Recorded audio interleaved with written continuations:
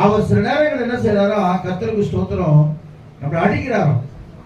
ஏன் அடிக்கிறார் சொன்னா, நம்முடைய வாழ்க்கை மாறுபடியாய். 66ஆம் சங்கீதம் அடிக்கடி சொல்லுவேன், வலைகளை என்ன செய்யுங்க, வலைகளில் எங்களை அகப்பட பண்ணீர், இடுப்பின் மேல் வருத்தமான பாரத்தை ஏற்றினீர், மனுஷரை தலையின் மேல் நடந்து போக பண்ணினீர், தீயும் தண்ணீரை நம்ம எல்லாம் கடந்து போனதான் பெரிய ஆசீர்வாதம் கர்த்தர் வச்சிருக்கிறார். அல்லேலூயா சொல்லுவோமா? சின்ன சின்ன காரியத்திற்கு அததான் அழகா சொல்றாரு அப்போஸ்தலன் பவுல், அது சீக்கிரத்தில் நீங்கி விடும் இந்த லேசான உபத்திரவம். கிறிஸ்துவ பிள்ளைகளுக்கு அது உபத்திரவம் வந்து வந்து வந்து வந்து வந்து என்னதான் யோசனை பண்ணேன். நான் சிரிச்சேன், கொஞ்ச நேரம் சிரிச்சேன். விசுவாசம் கண்டிப்பா மறைஞ்சது பார்த்துருப்பான். 2 நாள் ஒரு மென்டல் ஆயிட்டான். நான் சிரிச்சேன். ஏன் தெரியுமா சிரிச்சேன்?